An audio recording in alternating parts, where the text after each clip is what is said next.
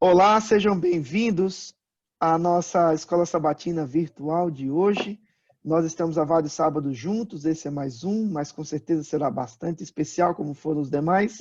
Hoje nós temos dois convidados especiais. O primeiro deles vem lá do Brasil, da minha cidade de Aracaju, Sergipe, é o pastor Eleazar, que é pastor do distrito do Inácio Barbosa.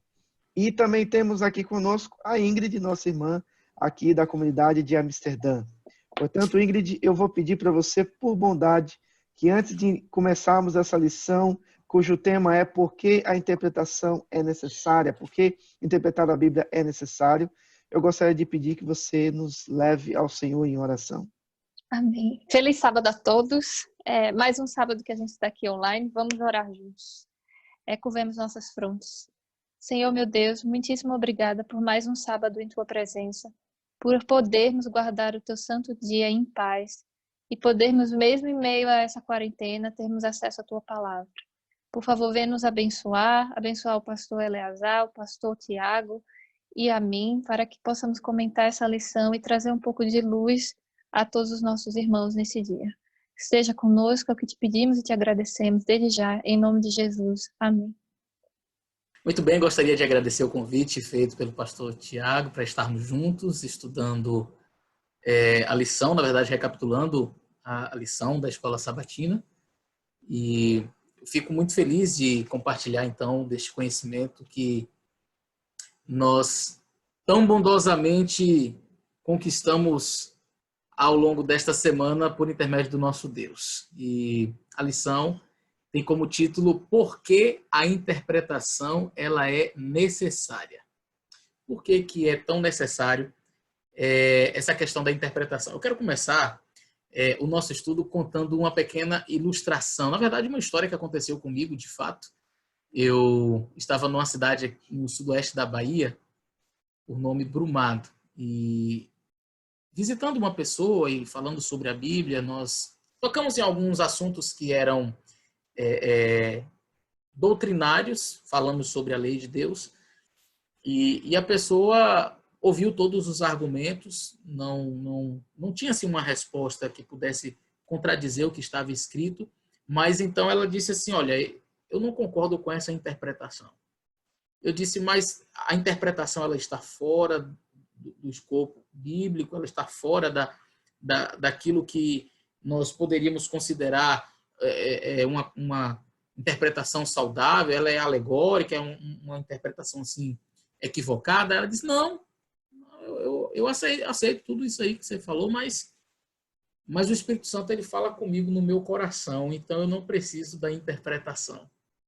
O Espírito Santo já disse no meu coração que isso daí está errado. Eu, por exemplo, não preciso guardar o sábado. Eu posso guardar um outro dia. Por quê? Porque o Espírito Santo ele fala diretamente comigo. Fala diretamente comigo. Então, para que eu preciso dessas interpretações todas? E aí eu fiquei pensando, disse, puxa vida, existem algumas pessoas que são, de fato, assim, não é? Algumas pessoas que elas acham que não precisam de uma hermenêutica, de uma interpretação bíblica, de um estudo aprofundado da Bíblia. Não. Se eu tenho o Espírito Santo falando no meu coração, ele vai me dizer o que eu preciso saber e está tudo certo. Eu não tenho necessidade de usar ferramentas para interpretar o texto bíblico. E aí nós caímos em vários enganos. Então, a lição, eu acredito que ela vem, nessa semana, nos ajudar neste sentido. E ela já faz a sua introdução demonstrando que existem, por exemplo, diversos gêneros. Não é? A Bíblia, por exemplo, ela tem o gênero parabólico, né, que são as parábolas, ela tem o gênero profético, ela tem textos narrativos, prosaicos, textos poéticos. Então, se eu pego um texto que é um texto profético e quero interpretar ele como um texto literal, narrativo, eu vou ter uma dificuldade. Ao mesmo tempo, se eu pego um texto narrativo e eu quero interpretá-lo de maneira profética, eu também vou chegar a um problema. Então, se a gente faz mistura com o estilo literário, se a gente faz mistura com os elementos de um livro com outro, a gente pode acabar trazendo interpretações muito equivocadas. E a gente teve aí, logo no início da era cristã, algumas pessoas que faziam usos interpretativos assim. Por exemplo, um que se destaca muito, Orígenes. Ele era conhecido por usar o método alegórico de interpretação. Então, ele pegava a Bíblia e saía alegorizando tudo. Para ele, tudo era uma alegoria. Qualquer número que ele visse, qualquer elemento que ele visse, ele criava uma história em cima. E eu conheço algumas pessoas que ainda hoje usam desse método alegórico. Eles começam a alegorizar o texto, eles começam a ver coisas onde não existe, não é? Então, pessoas que começam a pregar e dizem, por exemplo, Zaqueu subiu na árvore, sabe o que significa esta árvore? Esta árvore simboliza, rapaz, a árvore não simboliza nada, a árvore é a árvore. E Zaqueu subiu na árvore porque ele queria ver Jesus. Agora, você pode fazer aplicações homiléticas, uma aplicação num sermão, né? Mas a gente não pode dar significados àquilo que a Bíblia não deu. Então, eu acho que essa pequena introdução já nos ajuda a percebermos que a interpretação correta, coerente da Bíblia, ela é muito útil ainda hoje, principalmente hoje, nos dias que estamos vivendo, porque já vivendo no tempo do fim, muitas falsas teorias têm surgido, muitas falsas ideias têm surgido por aí, algumas pessoas, infelizmente, usando desses métodos de interpretação equivocados, têm chegado a conclusões ruins e isso prejudica o andamento da causa de Deus. Eu já tive também algumas experiências interessantes de pessoas que tinham seus próprios métodos interpretativos e, geralmente, a maioria deles ou era para chamar atenção para si ou então para escapar de algum compromisso com Deus, na verdade. Mas a interpretação ela é necessária porque nós estamos lidando com um livro que é antigo, numa língua que não é a nossa, em contexto que é muito diferente do que nós temos hoje, e também porque nós temos limitações, né? E não só limitações, mas temos uma ampla criatividade, como o pastor Eleazar acabou de citar, né? E eu acho isso interessante. Quando você tem regras interpretativas, você consegue extrair do texto aquilo que o texto está dizendo naquele momento, mas que tem uma aplicação para a sua situação hoje. Então, o que nós fazemos na Bíblia quando é uma orientação direta, não tem muito o que fazer, você já pega claro. Mas quando é uma questão que envolve um contexto particular, e nós precisamos entender o contexto, a aplicação, como é que aquilo se aplicou lá e como é que se aplicaria hoje, então as regras são de interpretação bíblica, elas são extremamente úteis, e como são? E o melhor, é uma ciência que traz para fora a revelação de Deus do seu texto sagrado. E isso também foi utilizado com Jesus. Quando ele deu aquele estudo bíblico no caminho de Emaús, ele estava ali simplesmente usando técnicas. Olha, você lembra o que foi dito lá? Pois olha o que aconteceu aqui. Ele estava usando meios de extrair do texto aquilo que o texto realmente queria dizer. Eu acho que é como vocês disseram, né? O importante é a gente tentar entender o que a Bíblia quer dizer e tentar ao máximo buscar um contexto histórico e não tentar ler algo com os nossos olhos. Por exemplo, uma passagem muito famosa é quando Deus diz que, eu estou aqui parafraseando, mas quando Deus diz que vai tornar o coração do faraó em pedra, né? E parece que Deus ele vai fazer com que o faraó diga não. É como se Deus fosse endurecer o coração do faraó, mas tendo um contexto histórico, e inclusive vocês podem até ver em um daqueles episódios online do pastor Rodrigo Silva, é bem interessante quando ele vai ao Egito, ele falando que o contexto, que aquilo queria dizer é que os egípcios acreditavam que quando você morria, o seu coração ia ser pesado na balança, se eu não me engano, de Osíris, se eu não me engano. E a balança e o coração tinha que ser mais leve do que uma pluma. Quando o faraó fazia muita coisa errada, na hora de mumificar, eles tiravam o coração e colocavam uma pedrinha assim, bem leve, para quando fosse pesado não se achar nada ruim, né? Porque o peso não é o peso físico, é o peso de achar coisa ruim dentro. Então, quando Deus falava aquilo, ele não queria dizer que ele iria fazer o faraó endurecer. Ele apenas estava dizendo que o coração do faraó já estava endurecido, era apenas uma expressão da época. Então, é importante a gente tentar também trazer um pouco esse contexto histórico, porque, por exemplo, hoje em dia a gente diz, eu estou morto de cansado, mas vai que daqui a 100 anos o pessoal vai ler e vai dizer, oi, como é que uma pessoa morta pode ficar cansada, né? Não vai fazer mais sentido. Eu acho, Ingrid, que até ampliando um pouquinho essa ideia do Dr. Rodrigo Silva, há uma expressão hebraica muito interessante, e aí a gente já entrando nessa questão de cultura que você abordou, no português, nós diríamos assim, quando o indivíduo está querendo fazer uma coisa errada. Vamos imaginar aqui o cidadão querendo pegar um racha, não é? Pegar o carro, sair em alta velocidade, você diz assim, olha, não faz isso.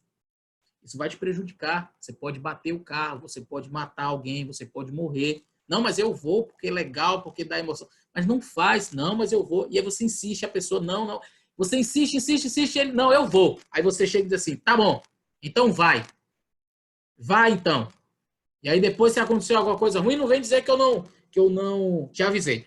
Quando a gente diz assim, tá bom, então vai, é porque eu quero que ele vá? Não. Quando a gente diz assim, tá bom, então vai. Então vai lá, pega o teu racha. É como se eu tivesse... não é que eu estou ordenando que ele vá, é como se eu estivesse dizendo, eu não quero que você vá, mas já que é a sua vontade, no hebraico, na cultura hebraica, como é que eu diria isso? Não é como no português, tá bom, então vai. No hebraico, você falaria essa expressão da seguinte forma, tá bom, eu te farei ir. É assim que nós falaríamos na língua hebraica. Tá bom, eu farei com que você vá. E aí você vai, então, a ideia, quando Deus diz assim, endurecerei o coração do faraó, é tipo assim, o faraó ele já estava com o coração bem duro, e aí as insistências, faraó, deixa meu povo ir, não, não, não, não, não, tá bom? Você quer ficar? Então, eu farei com que seu coração fique endurecido. Em outras palavras, você quer ficar com o coração duro? Então fique. São culturas diferentes, linguagens que na nossa cultura nós falaríamos de um jeito e na outra cultura se fala de outro jeito. Mas vamos partir então para a questão das pressuposições. Quando a pessoa ela vai para o texto bíblico, ela naturalmente vai com as suas pressuposições. Essas pressuposições, elas são história de vida, elas são baseadas em contextos culturais. Então, uma pessoa que nasce, por exemplo, em uma tribo africana e que esteve, por exemplo, longe, ou uma tribo indígena aqui no Brasil e esteve distante da civilização, quando ela pega o texto sagrado para ler, ela vai ter certas pressuposições que o indivíduo que nasceu em São Paulo, Nova York, Amsterdã, não terão. As percepções que alguém destas cidades terão do texto bíblico, as influências que elas tiveram, serão diferentes daquele que cresceu em outra cultura, em um outro contexto. Então, o meio onde você cresceu, as influências que você sofreu na escola, dos familiares, tudo isso está incrustado em você de maneira que quando você pega o texto para ler, essas pressuposições elas saem, elas saltam e elas podem influenciar positiva ou negativamente o texto. De maneira que é importante, quando nós formos ao texto bíblico, observarmos o que ele está dizendo para nós e não o que eu quero que o texto diga para mim.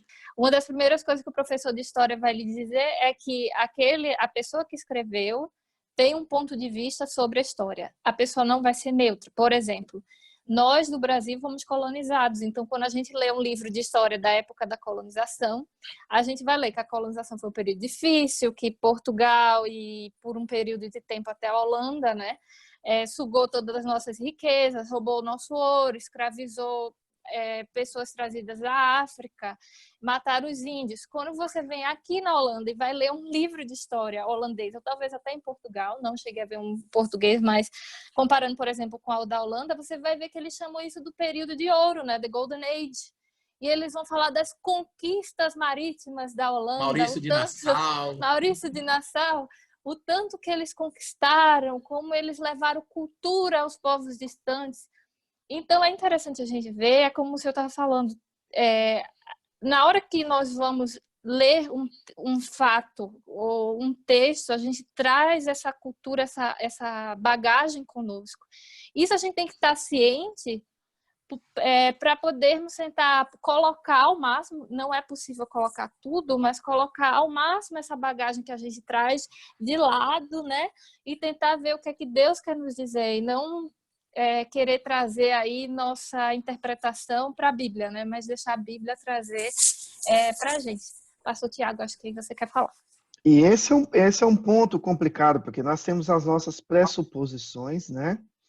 Que, como todos falaram, elas são baseadas em algumas situações, algumas experiências, por exemplo, na cultura, na criação, na família, no período, no tipo de país. E quando a gente usa dessas pressuposições para interpretar a Bíblia, ou coloca essas pressuposições como um fato e não permite que a Bíblia me ensine, né? E isso cria várias dificuldades. Essa é uma das questões que atrapalham a correta compreensão da Bíblia. Por isso que a gente precisa de técnicas para extrair da Bíblia o que ela pode nos dar. Pastor Eleazar, qual a dificuldade que uma língua antiga e que não é a nossa gera na interpretação de um texto? Existe uma expressão em italiano que diz tradutore traditore. Eu acho que essa expressão é italiana. E essa expressão quer dizer tradutor, traidor. Todo tradutor é também um traidor. E por quê? Porque nem sempre o tradutor ele vai encontrar exatamente as expressões de determinada língua quando ele transpõe para outra. E essa questão das línguas bíblicas é uma questão que eu particularmente sou apaixonado, eu amo a língua hebraica, de paixão mesmo, estudo muito sobre esse assunto. E eu vou dar alguns exemplos assim na Bíblia de maneira bem rápida para a gente entender sobre essa questão. Mas para nós que falamos o português, vocês sabem que a palavra saudade não existe em outra língua no mundo. A palavra saudade, ao que me consta, só existe na língua portuguesa. E aí, mas quer dizer que nos outros países as pessoas não sentem saudade? Sentem, mas elas expressam isso de outra forma. Então, por exemplo, você vai dizer em inglês você tem saudade de alguém, você não diz, você não tem um nome para isso, você tem uma expressão, I miss you. Eu sinto sua falta, se fosse traduzir literalmente para o português. Mas nós pegamos esse sentir falta de alguém e materializamos isso em uma palavra. Então, toda vez que alguém vai traduzir, por exemplo, um texto do português para o inglês, e eu disser assim, poxa, eu estou com saudade de fulano. Não existe essa palavra em inglês, saudade. Então, a pessoa que traduzir vai ter que colocar esta frase, eu sinto sua falta, o fulano estava sentindo falta desta outra pessoa. Quando a gente vai para o texto bíblico, a gente precisa entender que o hebraico, ele tem aí, o hebraico bíblico, em torno de 5.000 até 8.000 palavras, 8.000 vocábulos. Aí você diz assim, é muita coisa. Não, não é. Para você ter uma ideia, a língua portuguesa tem em torno de 230.000 palavras. Então, você tem, com isto, sérias dificuldades, porque você tem um vocabulário curto para expressar muita coisa. Então, raramente você vê verbos de ligação na língua hebraica. Tudo isso fica subtendido. Eu vou dar um exemplo bem rapidinho para vocês. O salmo mais conhecido da Bíblia, o texto mais conhecido da Bíblia, Salmo 23. O Senhor meu pastor, nada me faltará. É assim que a gente lê na língua portuguesa e em várias outras línguas. Mas se você for olhar no hebraico, literalmente está assim, Adonai, Roi, Lo, Ersá. Adonai, o Senhor, Roi, meu pastor, Lo, não, Ersá, faltará. Se fôssemos traduzir literalmente, seria o Senhor, meu pastor, não faltará. E aí o tradutor ele olha e diz, não faz sentido. Então o Senhor é o meu pastor, ele colocou já o verbo de ligação. Lo, não, mas também pode significar nada. E nada me faltará. Aí alguém pode chegar e questionar, dizer, poxa, o Senhor é meu pastor. Eu acredito em Deus como meu pastor, mas está faltando. Faltou dinheiro, está faltando saúde, está faltando, sei lá. E aí você pode ter N coisas faltando, você questionar, mas o Senhor é meu pastor, como é que está faltando? A tradução literal do texto talvez forneça luz para essa questão. O Senhor, meu pastor, não faltará. Quem não faltará? A maioria dos linguistas entende que nós temos um sujeito elíptico aqui, um sujeito oculto. A ideia seria de que o Senhor, meu pastor, não faltará. Quem não faltará? O Senhor. O Senhor, meu pastor, ele não me faltará. E aí tem uma diferença gigantesca. Eu dizer que o Senhor é meu pastor e nada me faltará, é muito diferente de eu dizer, o Senhor é meu pastor, ele não me faltará. Eu posso não ter tudo, mas se ele não me falta, eu estou bem. Eu não preciso ficar preocupado. Percebe? A questão da tradução. Eu volto nela, mas antes eu queria passar a palavra para a Ingrid. Temos que lembrar que essas línguas que a Bíblia foi escrita em línguas muito antigas, que não só faltavam alguns vocabulários, como faltava até acentuação ou pontuação. Quando Jesus diz ao ladrão, né, que, por exemplo, aqui eu estou lendo uma versão que diz, e Jesus respondeu, eu afirmo a você, hoje você estará comigo no paraíso. Isso leva muitas igrejas a acreditar que quando a gente morre, o espírito sobe e fica com Deus, porque Jesus disse que hoje aquele homem estaria com ele no paraíso. Só que a gente esquece que esse grego ele não tinha pontuação. Então, esse hoje apenas está no lugar errado, porque se a gente for ler o hoje como uma entonação, que é usada inclusive por Jesus várias vezes, né, durante o evangelho, como se fosse assim, hoje eu lhe digo, ele está trazendo uma entonação à frase dele, né? É como se a gente dissesse, eu lhe digo isso verdadeiramente. Então, hoje eu afirmo a você, você estará comigo no paraíso. Então, como a gente pode ver, né, uma simples mudança de uma palavra de um lado para o outro, uma vírgula daqui para lá, traz uma interpretação completamente diferente de um texto bíblico. Nesse texto, há uma interpolação, é um acréscimo de uma palavrinha, principalmente nas traduções em português. Eles colocam a expressão que, no grego seria hot, que não existe no grego. Se você olhar o texto, não existe que. Eles colocam assim, em verdade te digo, que hoje estarás comigo no paraíso. Esse que não tem lá. Não existe esse que. Então, na verdade, está assim, em verdade te digo, hoje estarás comigo no paraíso. Literalmente está assim. Então, você colocando a vírgula no lugar certo, a coisa faz sentido. Mas, falando sobre a cultura, até que ponto a cultura ela é importante no processo interpretativo? Eu quero ler um texto escrito por Ellen White com relação aos escritos dela, que eu acredito que podem ser aplicados ao texto bíblico. E eu acho que ele fala bem nessa questão da cultura. Ela diz assim, quanto aos testemunhos, aos escritos, coisa alguma deve ser ignorada, coisa alguma deve ser rejeitada. Entretanto, o tempo e o lugar têm que ser considerados. Eu acho essa frase fantástica. E por quê? Porque nós estamos inseridos numa cultura, nós estamos inseridos em um contexto e precisamos que esse contexto e essa cultura sejam respeitados. O que é um princípio, o que é uma norma? Norma, ela é mutável quanto ao tempo, a cultura e a geografia. Princípio é imutável quanto ao tempo, geografia e cultura. Então, vamos, de maneira, em um minuto, tentar mostrar isso. Roupa. Roupa. É princípio ou é norma? É uma norma. Vá no Jardim do Éden. O povo não usava. Adão e Eva não usavam roupa. Pecado. Folha de figueira.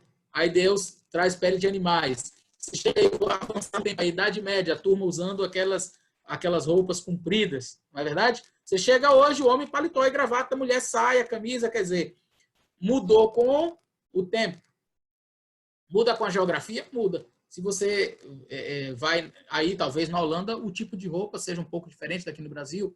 Em alguns lugares, como na Escócia, por exemplo, os homens usam não é saia, eles chamam kilt, mas é uma espécie de indumentária que parece muito, assemelha-se muito a uma saia. Cultura muda também com a cultura, muda com a geografia. Aqui muitos africanos, eles têm suas roupas típicas, né? Da sua própria cultura. É bastante interessante. E se a gente fosse colocar certas tradições que nós temos em alguns lugares no Brasil aqui com relação a isso, com certeza haveria conflito. Exatamente por isso. São normas, elas têm às vezes sua importância, mas não são princípios e a gente tem que saber a diferença entre as duas para poder conviver bem. Então, quando a gente observa a questão do princípio e da norma, a gente vai perceber que a norma ela vai ser mutável quanto ao tempo, quanto à geografia, quanto à cultura. A gente observa que essas mudanças elas ocorrem. Então, a norma ela não é estática. Agora, existe um princípio. Por exemplo, dentro dessa questão da roupa que nós avaliamos, qual é o princípio? Modéstia cristã. Então, morando aqui no Brasil, o que é modesto? Modesto é eu vestir dessa forma. Mas morando na África, morando na Europa, qual é a forma modesta? Aí a gente tem um outro padrão. Isso é norma. Agora, princípio, matar é pecado? Hoje você pode dizer para mim que é. Mas há 1000 anos atrás era. E daqui a 1000 anos, se Jesus não voltar, era. Vai ser também. Então não mudou com o tempo. Adulterar é pecado? É. Há 1000 anos atrás, hoje, daqui a 1000 anos, se Cristo não voltar, o sábado é o dia do Senhor. Há 4000 anos atrás era o dia do Senhor? É. Hoje é? É. Se Jesus não voltar daqui a 1000 anos, continuará sendo. Você vai perceber que os 10 mandamentos são princípios. Eles não mudam, eles são inalteráveis quanto ao tempo. Não importa o tempo. Não importa, não, mas eu não preciso guardar o sábado não, porque eu estou aqui no Japão e você está no Brasil, aí é diferente. Não, você pode estar no Japão, no Brasil, onde você quiser, o sábado continua sendo o dia do Senhor. E não importa a cultura. Não, mas a minha cultura é diferente da sua, a minha cultura é africana, a minha cultura é europeia, eu não preciso guardar o sábado aqui. Precisa sim. Você precisa guardar o sábado em qualquer parte do mundo. Então você vai perceber que a cultura, a cultura, o tempo e a geografia não vão alterar o que é princípio. Então, dentro disso, a gente pode fazer um resumo de que a cultura, que é aquilo que nós estamos vendo aqui, ela não deve sobrepor a Bíblia.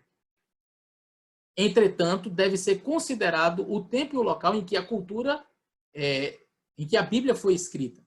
E essa cultura, que era a audiência imediata da Bíblia, ela tem certa influência. Então, você vai ver que certos textos eles são muito aplicáveis a determinadas culturas, a cultura daquela época. Agora, os princípios que estão por detrás da Bíblia, eles são para todos os povos, em qualquer cultura, em qualquer época, em qualquer geografia, levando-se sempre em consideração este aspecto que eu mencionei. E quanto ao grande problema da natureza pecaminosa? Como a natureza pecaminosa, como ela afeta a nossa compreensão? Podemos confiar na nossa própria consciência ao interpretar a Bíblia? Essa é uma boa pergunta. A Bíblia diz: enganoso é o coração do homem mais do que todas as coisas. Quem o conhecerá? Maldito o homem que confia no outro. Então, por aí a gente já vai percebendo que o ser humano não é um padrão confiável de interpretação da Bíblia. Quando nós nascemos, nós já nascemos, como disse o salmista, em pecado. Em pecado fui gerado, em pecado me concebeu a minha mãe. Então, essa é uma condição do ser humano. E, naturalmente, que esta condição do ser humano de ser pecador, ela pode influenciar negativamente na hora de interpretar a Bíblia. Por quê? Porque nós, como já vamos ao texto com os nossos pressupostos, nós corremos sério risco de aplicar ao texto aquilo que a gente quer e não se desvencilhar deste tipo de pensamento por causa de uma coisa: o orgulho. Então, é muito difícil quando você pega o texto bíblico e alguém diz assim: olha, mas isso aqui está errado. O orgulho vai fazer com que... Não. Então quer dizer que eu não sei estudar a Bíblia. Então quer dizer que eu não sei ler a Bíblia. Então quer dizer que só você sabe interpretar a Bíblia. Percebe? E aí algumas pessoas começam a olhar para o texto bíblico com esse olhar de orgulho, de altivez, e isso vai prejudicar na parte final a forma dele interpretar. Por isso é muito importante, e a lição vai deixar muito claro isso, que nós nos desvencilhemos do orgulho, do engano próprio, da dúvida, que nós nos afastemos disso quando formos ao texto. Pastor Tiago. Não, e não só isso, temos também o problema de nossos próprios desejos e gostos pessoais, né? Então, muitas vezes algumas pessoas rejeitam a verdade bíblica, não porque ela não tenha ficado claro, mas igual o jovem rico, né? Jesus falou: está te faltando alguma coisa, você é apegado ao dinheiro. Vamos abrir mão disso aí e vem me seguir e você vai ter essa caminhada comigo. E aí ele ficou triste, não, peraí e tal, e ó, escapuliu e sumiu da história. Então, nossos desejos, nossos gostos pessoais, nossos caprichos também são empecilho para uma correta interpretação da Bíblia, né, Ingrid? O que você pode me dizer sobre isso?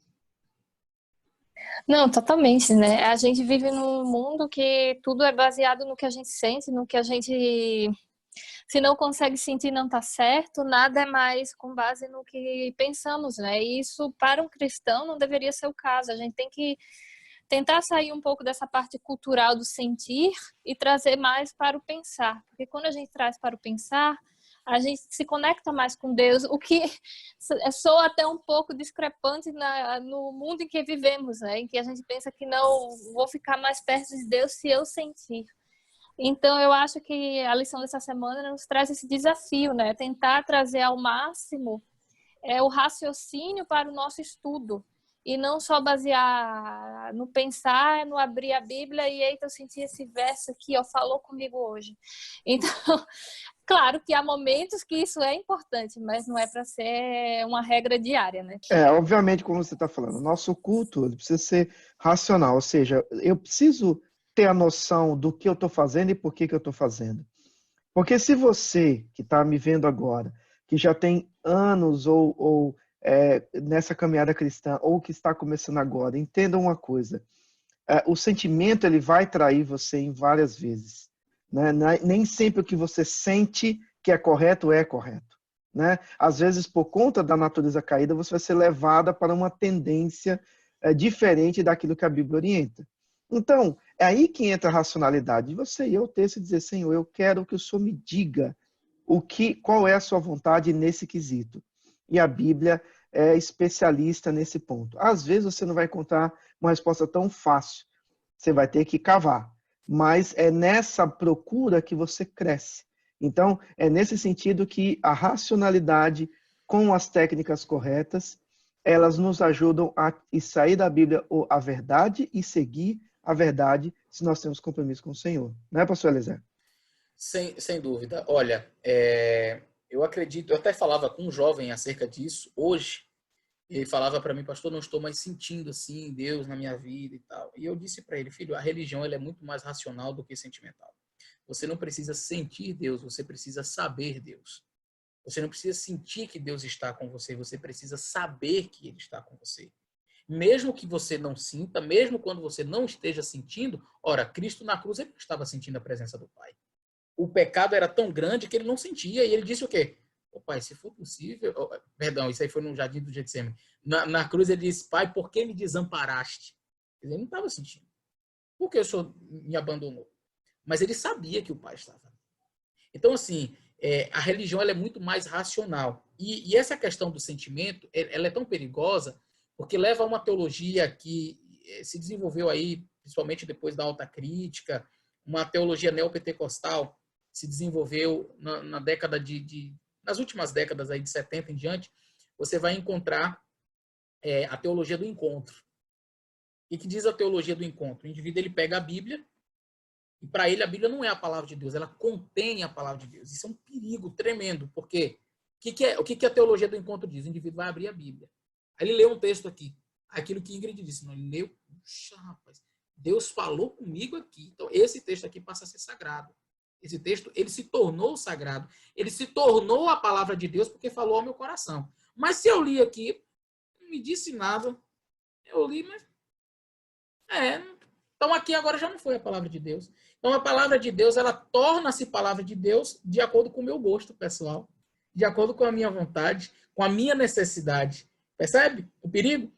Isso é o que diz a teologia do encontro. Eu vou à Bíblia para encontrar Deus. Se eu encontrar, beleza. Se naquele texto eu não encontrar, então Deus não falou comigo, aquela parte não é inspirada. Só se torna inspirada. O que hoje não é inspirado, amanhã já pode ser, de repente, a minha experiência, eu vivenciei um negócio terrível, que nesse texto que eu li hoje não fez sentido algum. Mas amanhã eu li, rapaz, agora se tornou a palavra de Deus. Quer dizer, a Bíblia, ela não é em sua totalidade a palavra de Deus, mas vai se tornando de acordo com a minha necessidade. Isso é um perigo tremendo, né? A teologia do encontro, e por isso que a gente precisa saber interpretar corretamente a Bíblia.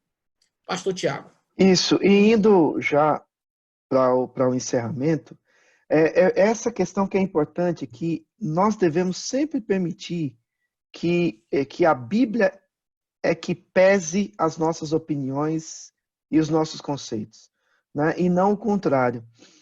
especialmente nos tempos de hoje, onde estamos enfrentando tantas situações, heresias para lá e teorias da conspiração para cá, e pregadores, youtubers tentando conseguir seu minuto de fama baseado em questões conspiratórias, como é importante a gente deixar de lado a nossa opinião e ir diretamente à palavra e perguntar, Senhor, é isso mesmo? Então, essa é uma questão bastante interessante. E no desfecho ali de quinta-feira, nós temos por que a interpretação é importante. Então, é a conclusão do porquê do que, né? E é interessante saber que nada, nenhum instrumento nessa terra, nem a igreja, tem o direito de sobrepor a palavra ou forçar uma interpretação que a Bíblia tem. Talvez a Ingrid tenha um comentário sobre isso.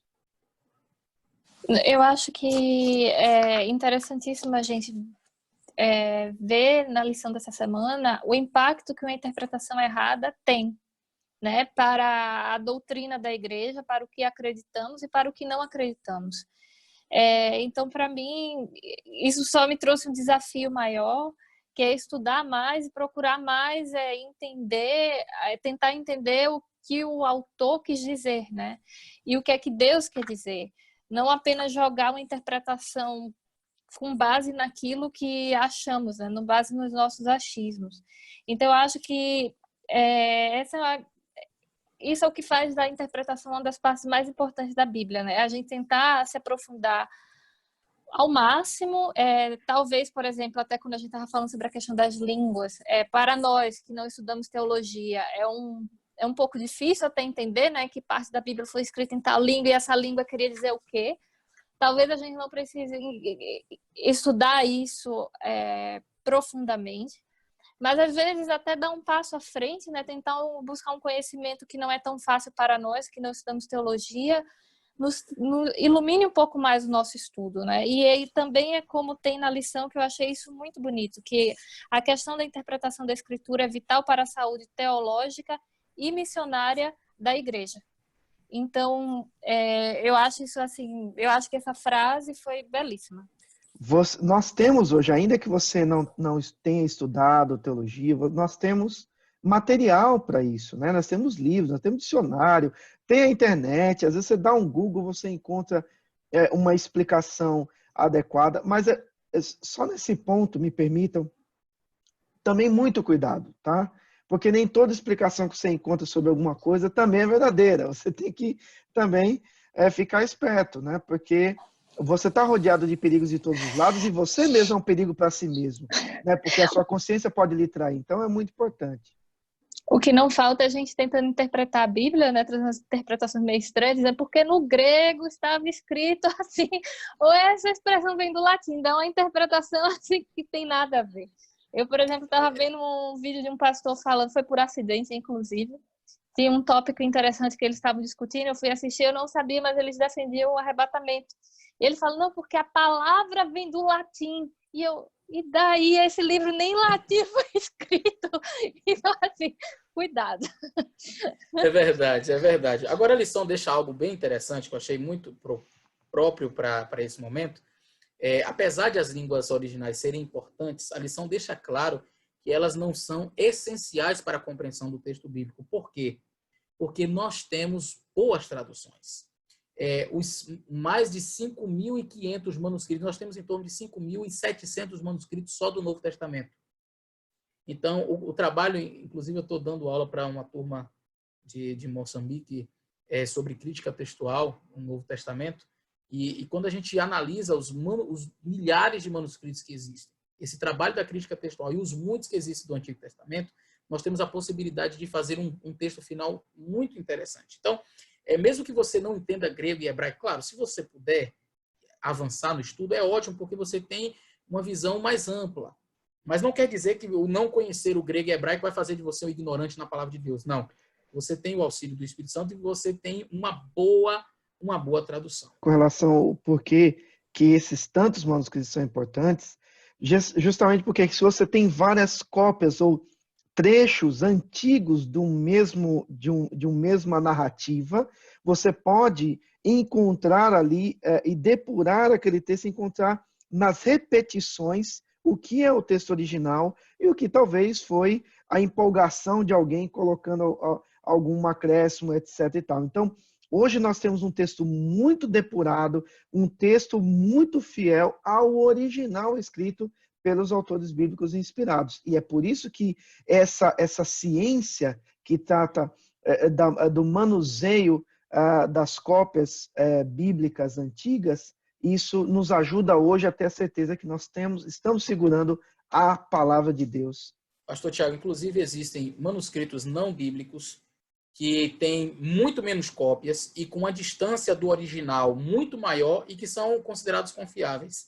Esse trabalho chama-se ecdótica ou crítica textual. Esse trabalho da ecdótica, de fazer a comparação, de pegar, você tem 5.700 manuscritos para comparar. O manuscrito mais antigo do Novo Testamento está em torno de 100 anos do original. Quer dizer, é praticamente a primeira, a segunda cópia. É muito próximo do livro original. Você tem um trecho do livro de João, o Papiro 52, que é praticamente da mesma época de João, quase. Então, quando você começa a fazer o comparativo das milhares de cópias que existem, você observa que, poxa, todas elas têm praticamente o mesmo texto. E aí você tem um texto bíblico final, apurado, bom, e você pode confiar. Destacando, então, para finalizar, essa questão da interpretação. Por que a interpretação ela é importante? Nós, adventistas, somos conhecidos como o povo do livro. O povo do livro. Isso significa uma coisa. As nossas doutrinas elas não advêm da história, as nossas doutrinas não advêm de Martinho Lutero, as nossas doutrinas não advêm de Ellen White, as nossas doutrinas advêm única e exclusivamente da Bíblia Sagrada. Só. Toda a nossa regra de fé e prática está na Bíblia. Sola Escritura, tota Escritura. Então, a nossa doutrina, todas as nossas 6 doutrinas e 28 crenças que temos são baseadas única e exclusivamente na Bíblia Sagrada. E se nós quisermos avançar nesse sentido, precisamos confiar cada vez mais na Bíblia. Alguém perguntar, por que você acredita no sábado? Não, porque, veja bem, porque o pioneiro Tiago White, porque Ellen White, porque o Rice Smith. Não, esqueça. O que a Bíblia diz. Você prova as suas doutrinas, as suas crenças, é aqui, na palavra de Deus. E é por isso que é importante saber e interpretar corretamente a Bíblia. Deus possa nos ajudar nesse processo. Possamos sempre ter em mente que a Bíblia é a única e exclusiva palavra de Deus para os nossos dias eternamente e devemos sim buscar como fonte de regra, de prática, de interpretação, sempre a Bíblia Sagrada. Pastor Tiago. E eu quero concluir, antes de pedir que o pastor Eleazar faça a oração final, eu quero concluir fazendo uma leitura do texto de sexta-feira do livro Mensagens aos Jovens, na página 260. A autora diz: não leia a palavra à luz de opiniões antigas, mas com mente livre de preconceitos, busque-a com cuidado e oração. Se à medida que lê, você se sente convicto a respeito de algo e nota que suas próprias opiniões não estão em harmonia com a palavra, não tente adaptá-la a essas opiniões. Ajuste suas opiniões à palavra. Veja, não o contrário. É as suas opiniões que devem ser moldadas e ajustadas à palavra. Ou seja, a palavra tem o poder, a hierarquia, a autoridade sobre, inclusive, nossas próprias convicções e opiniões. Não permita que suas crenças ou práticas anteriores dominem o entendimento. Deixe a mente receptiva às maravilhas da lei. Descubra o que está escrito e então firme os pés na rocha eterna. Olha, muito obrigado a você por ter estado conosco nessa transmissão. Agradeço a Ingrid mais uma vez e vou pedir ao pastor Eleazar que faça a oração e conclua o estudo dessa manhã. Oremos. Nosso Deus e nosso Pai, nossa gratidão ao Senhor, porque nos deixou este legado tão importante que é a Tua Palavra. Agradecemos, Senhor, porque nós temos o privilégio de estudá-la, compreendê-la, porque o Senhor capacitou homens ao longo da história para que esse texto chegasse em nossas mãos de maneira tão abençoada, confiável. E agradecemos ao Senhor porque nós temos também o privilégio de não somente estar com esse texto em mãos, mas compreendê-lo com a iluminação do Teu Espírito Santo.